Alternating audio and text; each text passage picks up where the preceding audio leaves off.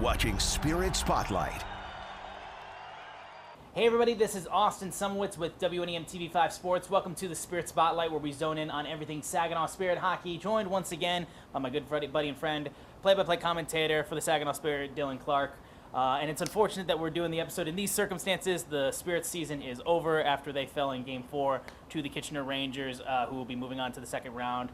Just real quickly touching on just how that series went and everything like that. It was so tough because it felt like the Spirit were in every game, but just the puck didn't go their way in a lot of the matches. Yeah, it was a fun series. I know you look at a sweep and it probably doesn't seem that way, but for anybody that watched the games, especially some of the games early on in Kitchener, I think it surprised a lot of people that the Saginaw Spirit had 3 separate leads in that game. They had a lead going into the third period. They were tied going into the third period of Game 2.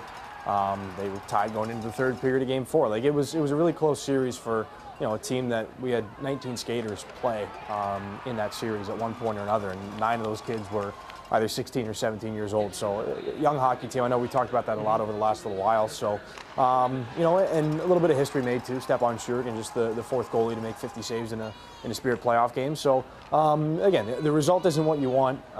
Had some fun along the way though. I know it was good to get back home here for Game 3 and 4. And you just think about if this team was able to hang around with the Rangers had 10 NHL drafted players in the lineup, 2 that are probably coming back from injury at some point later on in their playoff run. If this Spirit team was able to hang around with them and force some close games and an overtime there in Game 3 here this year, what are they going to be able to do next year? I was just saying, I just talked when we were at Game 4 covering that game. I was talking with a lot of Spirit fans that were in their seats, and they were all just, excited still because of what this team has done, and they were already thinking man, next year's going to be so much fun to watch. I mean, do you feel that same excitement just with this club moving forward? Yeah, no, you have to, and we've got smart fans. They understand the lay of the land. They know you got to go through some. I feel like it's hard to call any playoff berth a down year, but right. Still, you finish 8th, you squeak your way into the playoffs, and you make a little bit of noise in the first round, and maybe at least give the Rangers a scare or two in that opening round series. You do that, you look towards next year, and again, like I said, Spirit fans know those little lulls that end up resulting in deep playoff runs and Memorial Cups, as was the case 2 years ago. So a little bit of a retooling, reconstructing year, and again, it's hard not to have an eye forward on next year. You can, I don't know, I said one eye on the playoffs and one eye on the future when we went through the trade deadline. We put both eyes on the future right now for next year. It's exciting for fans to look forward to. Now, in terms of just the Spirit right now, obviously, huge news for Nikita Klepov, who had such an amazing year. Just the honor stacked up for him all season, and then just another big one for him as the season comes to an end too. Well, yeah, nominated for the Ems Family Award as the Rookie of the Year. So he hasn't won it yet. Again, he had a pretty considerable margin on the next closest rookie to him, Caleb Malhotra in Brantford. And again, if you're a rookie and you're leading the league in scoring, that should be a pretty good indicator that you're also probably the best rookie as well.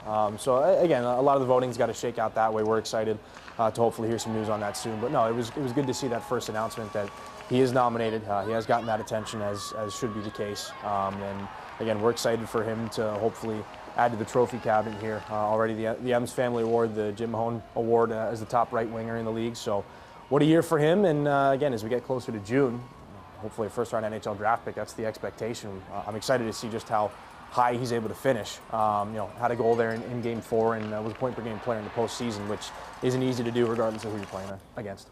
And of course, going up in the future for the Spirit as well, they're picking 6th in the priority draft as well. Just talk to me a little bit about that spot for the Spirit, and I know it's early before we've even gotten into draft season, but just kind of what the Spirit can do with that pick, and just looking forward to building this team for next year. Yeah, I haven't gotten to talk with Dave Drinkle, our GM, or Brian Proud, our assistant GM, too much about how they're feeling about the draft. But I know you got to be pretty excited when you can grab a 6th overall pick. Just outside of those top 4 that were in the running for the draft lottery. So, I mean, even when you're picking outside of the top 6 or the top 10, Ryan Hanrahan was a 13th overall pick. Dimas Jilkin was a 19th overall pick a couple of years ago. I think things have turned out pretty well for Dimas Jilkin and Saginaw. So again, it doesn't mean that you can't get a star player down at the end of the first round, as we've seen with Jilkin, but your odds of grabbing him 6th overall are certainly a lot better. So Again, I know it's a big part of the future coming up here. I'm excited to be in person in Kingston, June 12th and 13th. We'll get to showcase the league on a different platform. I know it'll be great for the kids. They'll get to come out of the stands. We'll hand them a Spirit jersey. They'll get to shake Dave Drinkle's hand. On the stage like they would for the NHL draft, like these kids are hoping to do 2-3 years after they go through the OHL priority selection. So that's another big day on the calendar. And again, it'll be more than just that 6th overall pick. There'll be a whole new crop of Spirit players coming on through. But that's the next exciting day really on the calendar here in the summer. As we're at the end of the season, I'd love to know, just from your experience covering the team all year, what were some of the big highlights for you just in terms of this team this season, just what you got to experience?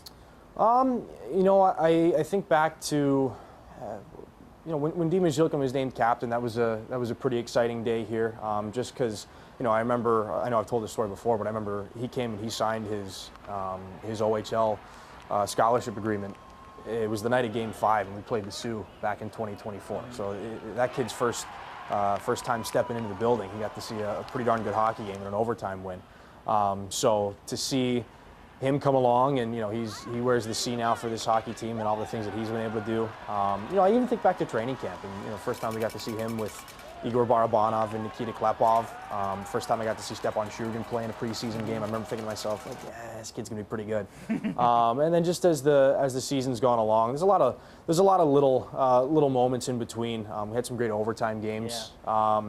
It's hard to pick. It's hard to pick one. Again, this whole playoff series was wildly entertaining, and I know it's tough to say that when they weren't able to grab a win, but there was some. I don't know, when you're counted out, I think by that large of a margin by a lot of the people that are kind of predicting the playoff series, and you're able to force some nervous looks up in the press box in Kitchener. I think that was a good moment, a good indicator of the direction that this team is headed in. So I really enjoyed the playoffs this year. Oh, it's been fun to watch. I mean, this team, like you said, is so young, and there's so much promise for them. And like I said, just the excitement is still there. Like, this has not felt like a team that just experienced the Memorial Cup, just a few years ago.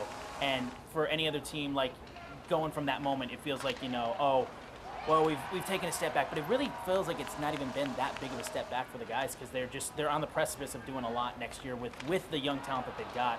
In terms of just the development, I know we're going to be losing guys like James Go, who's overage. Talk to me kind of as he continues his career as he moves forward past the Saginaw Spirit. Yeah, James Go's the only overager, the only player that's aging out of the league right now. So he'll go. He'll continue at RPI. I wish I remembered exactly what his major was. That was a long time ago. We had that discussion, but that's one of the good things. Out of the NCAA rule change is we get to celebrate that. Last year it was Kalen Mangoni and Andrew Oak going to Lake Superior State. PJ Forgione had a great year at Vermont. He got to go back home to Vermont and do his schooling there. And for James, he's a great hockey player. He's a real smart kid too. So he'll get to showcase all those skills at RPI. And I know when we had our overage player ceremony here at the final game of the regular season, we put together a video. We talked to James's billet family in putting that together, and it becomes like a second home for him. And the player, in James, becomes like an extra part of their family. So it's a very bittersweet goodbye in that aspect of things. And it's the same feeling here. We're excited to see. I'm excited to see James at RPI and wish all the best to him there. But it'll be weird looking at the lineup for Game 1 of the season next year and not seeing 73 in there. It's going to be an odd feeling for sure. And then lastly, I'd love to talk too. I mean, like, Hockey for the Homeless, we just got the numbers back for that huge stuff the Spirit have done with that whole organization and putting together that fundraiser. I mean, it's just a cool experience just for the Spirit giving back to the community and doing all that kind of amazing stuff. Yeah. They tallied that number up from Hockey for the Homeless at the end of February with the Rescue Ministries of Mid-Michigan. Over $113,000 raised through the jersey auction, all the donations there, the sponsor match programs with some of the local businesses around the community. The broomball tournament, which I know is always a favorite. I love walking into the building on that day, a couple hours before puck drop, and there's all the broomball folks slipping and sliding, and Dan Streeter's running the show. I always enjoy getting to watch that while I'm getting my notes ready for the game. But just another, it was the 14th year that we've done that with the Rescue Ministries, and well over, I believe, $780,000 throughout those 14 years put together throughout this event. So the impact has kind of piled up as the years have gone on, and it's it's a real source of pride for us, and grateful for that relationship, and that we've been able to see the impact that's made.